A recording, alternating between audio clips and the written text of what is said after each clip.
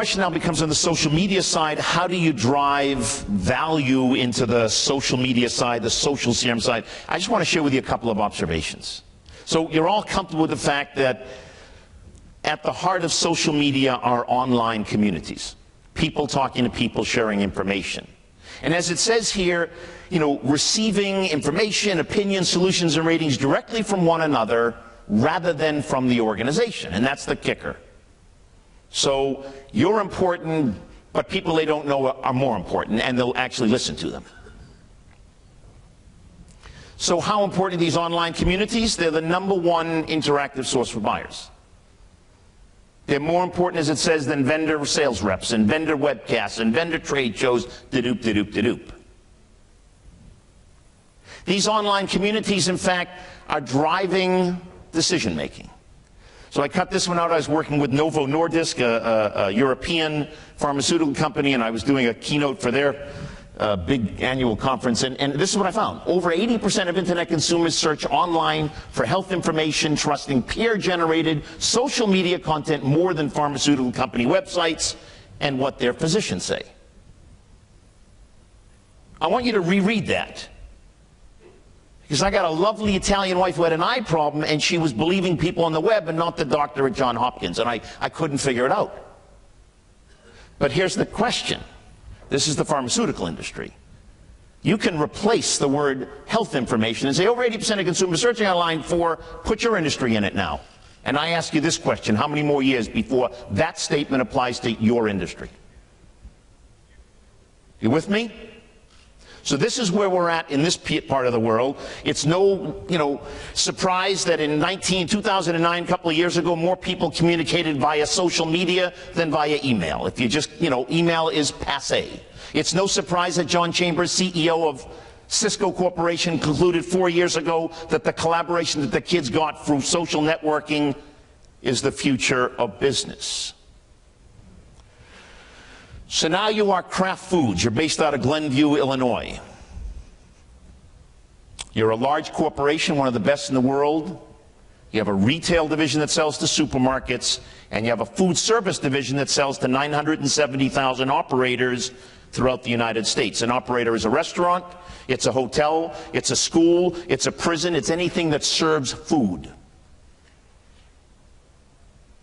Now, Kraft sells through distribution channel called Cisco, US Food, and several other large food distributors. You've seen the Cisco trucks here in the Boston area, I'm sure of that. They sell a box of macaroni and cheese for a certain price, and Cisco marks it up and sells it to your famous restaurant. Cisco came up with the idea, well, wait a minute, do people really care if you buy macaroni and cheese from Kraft or just macaroni and cheese when you're in the restaurant? Most people don't ask, excuse me, is that Kraft macaroni and cheese? So if Cisco could drop their costs by creating a generic brand, they could make more margin at the operator level. So now your distributor has become a competitor. But you have a direct sales force that calls on some subset of those 970,000 retailers or operators. So what you do is you send down the direct sales force, and you begin to gather more information about the operators, and you create dynamic profiles.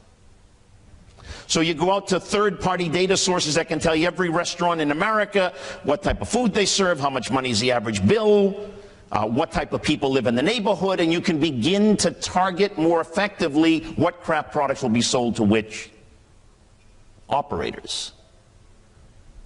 And you build the profile and put it inside your CRM system. But I would be contradicting what I just told you if it was simply transactional history information. By the way, it's fantastic what the sales guys now have and gals. A full profile. Who owns the restaurant, how much they buy of different products, who frequents the restaurant, what's the average bill.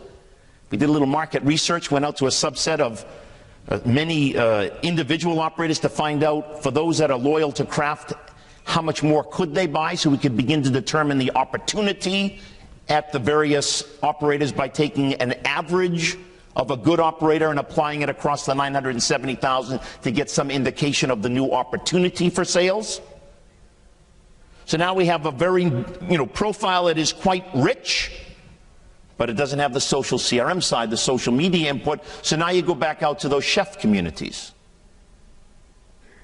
And you sponsor the Grey Poupon, which is one of their products, the mustard, the Grey Poupon contest, where you go to schools like Johnson and Wales and you encourage new chefs to try the best recipe using Grey Poupon.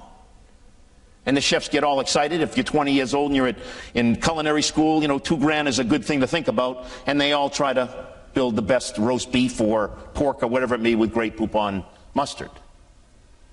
And we capture some of that dialogue. We're in the process of doing that right now and bring it back into the profile. So now as a craft sales rep, I'm moving into the operator. I know that Cisco's offering generic brand, but the chef knows me and he likes me. And I'm going to talk about my macaroni and cheese, and I'm going to be clever. I'm going to give a rebate directly to the end user, directly to the operator, and I'm going to take and put a sticky label on the box and say, I'll give you X dollars off the case if you buy the Kraft macaroni and cheese, and I'm going to compete with Cisco, my distributor and my competitor, and I'm going to ask you to do only one thing as an operator. Tell me, send in that little piece of paper so I know what you bought, when you bought, and how much you bought, further enhancing the profile I have about you. So now what have I done at Kraft? I've taken what was a mediocre CRM implementation, that adoption rates were below where they should have been. We brought in a new process, a sales process, with a tool to support that. In that process, we have very nice profiles based upon market conditions and research, as well as enhanced with a social component. And now we're smart salespeople again. Now we go back out to the market. We know what's going on. We got a pretty good understanding of what should be offered to whom, when, and in what quantity. Is everybody tracking so far on this? This is how you integrate successful CRM with the social side. And Kraft, I just was with them this morning on the phone. They're very happy with the strategy. We helped formulate that with them, but they're very worried about the implementation on a large scale. I mean, this is not a small company. This is, and it's all about people. So I was working on the sales manager training module this morning as to how we should convince the sales managers, when they get better analytical information coming out of the system, not how to receive the information, that is to say you get a report, but teaching the sales managers how to use that information to coach salespeople better.